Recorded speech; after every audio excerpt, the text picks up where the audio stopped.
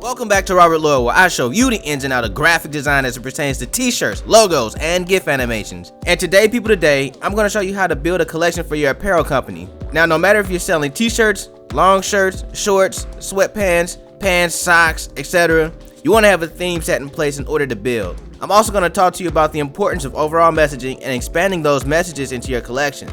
Then finally, I'm going to explain the importance of filler design in your shop. So today is full of value, and if you like it, please give me a thumbs up. If you're new to my channel and you just discovered me, then consider subscribing. I do this all the time. And if you have any questions, leave in the comment section below. I'll be sure to answer that. But with that being said, let's go ahead and get into the video.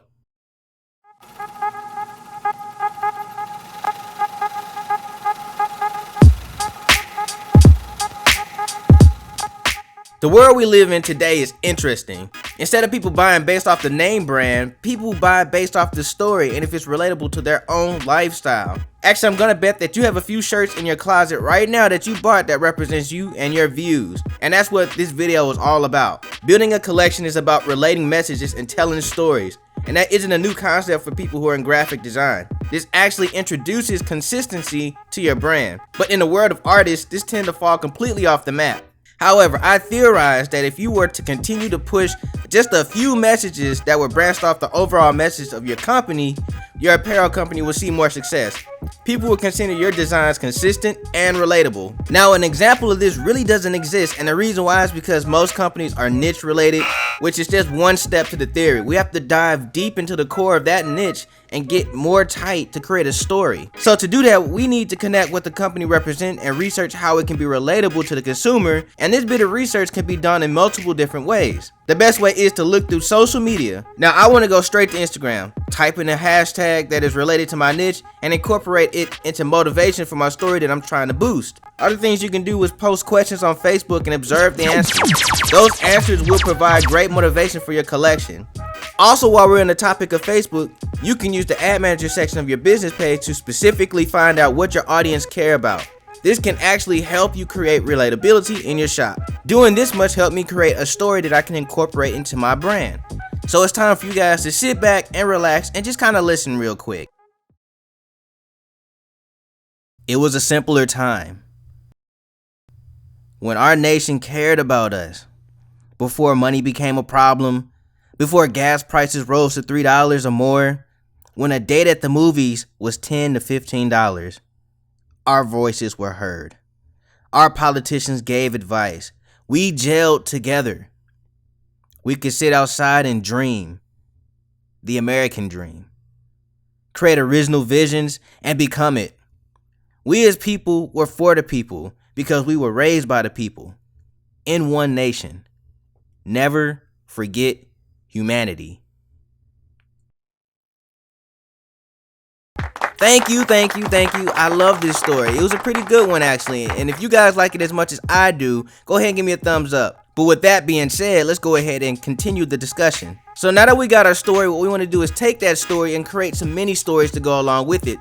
So those mini stories are going to support the overall story. And with that, those mini stories become your collection. Now, a good rule of thumb is that you have to create at least 5 shirts for your collection. And the reason why is because not everything is going to sell. If you have too many, there's too much variety. If you have less than 5, it looks like you just got started. Try to take into consideration how many shirts you want to put out. I feel like 10 is the max.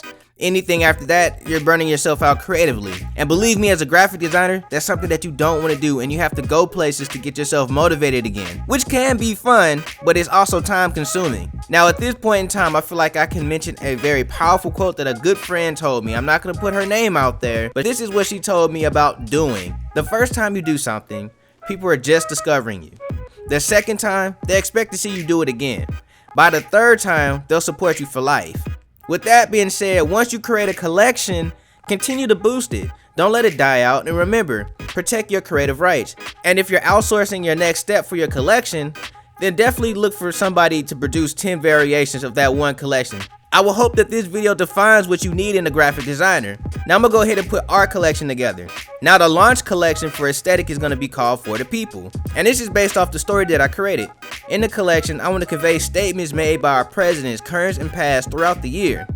These can be powerful statements that they address to people. This can be funny statements that people remember. However, these statements will be created to convey statements made by the president. Once we got that, now we want to start adding in what I consider filler design. Now, a good minimum for your filler designs in your shop should be 3. And there's a good reason for that, and it should become more clear as you continue the video. Think of a filler design as a filler episode in a cartoon series that you used to watch. They're usually addressing something worldly. A Christmas episode is typically a good filler episode. It doesn't arc over into the main plot of the storyline, but there is a sense of consistency within the filler episode. This is what you want to replicate.